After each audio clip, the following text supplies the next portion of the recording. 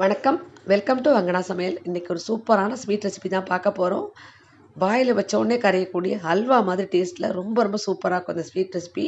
உங்களுக்கு அதிகபட்சமாக ஒரு 15 நிமிஷம் தான், அதுக்குள்ளே நீங்கள் ரெடி பண்ணிடலாம். ரொம்ப சூப்பரான இந்த ஸ்வீட் ரெசிபி எப்படி செய்யுதுன்னு பார்க்கலாமாங்க. நீங்கள் இது வரைக்கும் நம்ம சேனலை சப்ஸ்கிரைப் பண்ணலைன்னா மறக்காமல் சப்ஸ்கிரைப் பண்ணிக்கிங்க. இப்போ அடுப்பில் ஒரு வானலை வச்சுக்கலாம். அதில் 2 ஸ்பூன் அளவுக்கு நெய் விட்டுக்கலாம். நெய் சேர்த்த பிறகு இப்போ இந்த கப்பால் நான் 1 கப் அளவுக்கு கோதுமை ரவை சேர்க்குறேன். சேர்த்துட்டு இப்போ நம்ம அடுப்பை மீடியம்லேயே வச்சு நல்லா வறுத்து விட்டுக்கணும். இந்த கோதுமை ரவை உங்களுக்கு நல்லா பொரிஞ்சு வரணும்.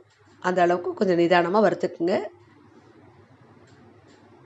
இப்போ பாருங்கள், நல்லா பொரிஞ்சு வந்திருக்கு. உங்களுக்கு பார்த்தாலே தெரியும், நல்லா பொரிஞ்சு வெள்ளையாக வந்திருக்கு. இப்போ நம்ம இதை அடுப்புலேருந்து இறக்கி கீழே வச்சுக்கலாம். இப்போ நம்ம அதே அடுப்புலேயே ஒரு பாத்திரத்தில் வச்சு தண்ணி கொதிக்க வைக்க போகிறோம். இப்போ நம்ம 1 கப் அளவுக்கு ரவை எடுத்துருக்கோம். அதை 4 கப் அளவுக்கு தண்ணி சேர்த்துக்கணும்.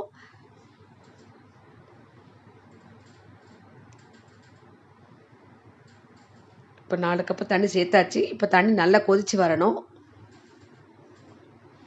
இப்போ தண்ணி நல்லா கொதி வருது பாருங்கள். இப்போ நம்ம வறுத்து வச்சுருக்கிற இந்த கோதுமை ரவையை லேசாக மிக்ஸ் பண்ணி விட்டுட்டு இந்த தண்ணியை சேர்த்துக்கலாம். இந்த சூடான தண்ணியை கொஞ்சம் கொஞ்சமாக சேர்த்துக்குங்க. இப்போ எல்லா தண்ணியும் சேர்த்த பிறகு லேசாக அது மாதிரி கலந்து விட்டுட்டு ஒரு மூடி போட்டு ஒரு 5லேருந்து 6 நிமிஷம் வரைக்கும் அடுப்பை லோ ஃப்ளேம்லேயே வச்சு நிதானமாக வேக விடுங்க. அடுப்பை ஹைலேயோ மீடியம்லேயும் வைக்க வேண்டாம். அடுப்பை லோலேயே வச்சு ஒரு நிதானமாக ஒரு 6 நிமிஷம் வேக விடுங்க. இப்போ 6 நிமிஷம் ஆகிடுச்சு. நான் திறந்து பார்க்குறேன். இப்போ பாருங்கள், கரெக்டாக வெந்திருக்குது. தண்ணியெல்லாம் உங்களுக்கு வற்றி இருக்குது. ஒரு 90% வெந்ததுன்னா போதும். அதுதான் கரெக்டாக இருக்கும். இப்போ கரெக்டாக இருக்குது. இந்த நேரத்தில் நம்ம ஸ்வீட்டெல்லாம் சேர்த்துடலாம். நான் இப்போ ரவை எடுத்த அந்த கப்பாலே 3/4 கப் அளவுக்கு வெல்லமும் 3/4 கப் அளவுக்கு வெள்ளை சர்க்கரையும் சேர்க்குறேன். சேர்த்துட்டு நல்லா மிக்ஸ் பண்ணிக்கலாம். நீங்கள் வெல்லம் சர்க்கரை 2மே சேர்த்து எந்த ஸ்வீட் செஞ்சாலும் ரொம்ப டேஸ்ட்டாக இருக்கும். அது மாதிரி செஞ்சு பாருங்கள். இப்போ நல்லா கலந்துக்கலாம். இப்போ வெல்லமும் சர்க்கரையும் கரைஞ்சதுனால உங்களுக்கு தண்ணியாக இருக்குது. இது கொஞ்சம் திக்காகணும். அது வரைக்கும் நம்ம அடுப்பை கொஞ்சம் ஹைலே வச்சு நல்லா மிக்ஸ் பண்ணிவிட்டே இருங்க. கொஞ்சம் திக்காகிற வரைக்கும் நிதானமாக இது மாதிரி கலந்து விட்டுட்டே இருக்கலாம்.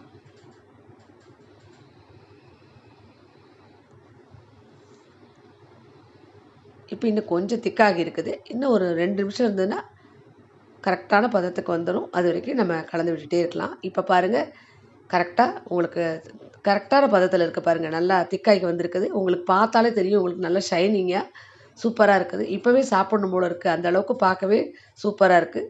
இந்த நேரத்தில் கொஞ்சமாக ஏலக்காய் பொடி, கொஞ்சம் பச்சைக்கற்பூரம் சேர்த்துக்குங்க. கொஞ்சம் உப்பு சேர்த்துக்குங்க.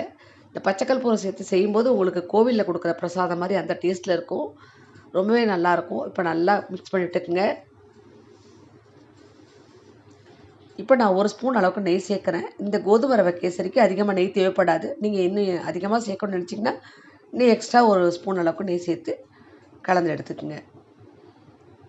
இப்போ நெய் சேர்த்த பிறகு நல்லா மிக்ஸ் பண்ணி விட்டுட்டு நம்ம எடுத்துக்கிட்டால் சூப்பரான உங்களுக்கு கோதுமை ரவை கேசரி ரெடி ஆகிடுச்சு. ரொம்ப சூப்பராக இருக்கும் சாப்பிட்றதுக்கு. இது வாயில் வச்ச உடனே கரையக்கூடிய அந்த அளவுக்கு ஒரு சூப்பரான ரெசிபி. அல்வா மாதிரியே இருக்கும் அந்த டேஸ்ட்டில். இப்போ நான் இதுக்கு மேலே கொஞ்சமாக நட்ஸை, உங்கள்கிட்ட என்ன நட்ஸ் இருக்கோ போட்டுக்க, நான் கொஞ்சம் பாதாம் சேர்த்துக்கிறேன். இப்போ இந்த சூடான இந்த ரவை கேசரி, கோதுமை ரவை கேசரியை நெய்யோடு எடுத்து சாப்பிட்டிங்கன்னா அவ்வளோ சூப்பராக இருக்கும். உங்களுக்கு அல்வா சாப்பிட்ற மாதிரியே இருக்கும். ரொம்ப டேஸ்ட்டாக இருக்கும்.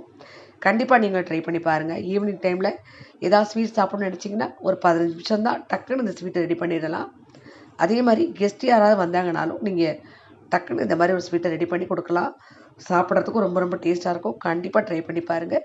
இந்த வீடியோ உங்களுக்கு பிடிச்சிருந்தா மறக்காமல் நம்ம சேனல் சப்ஸ்கிரைப் பண்ணுங்கள், லைக் பண்ணுங்கள், ஹைப் பண்ணுங்கள். நன்றி, வணக்கம்.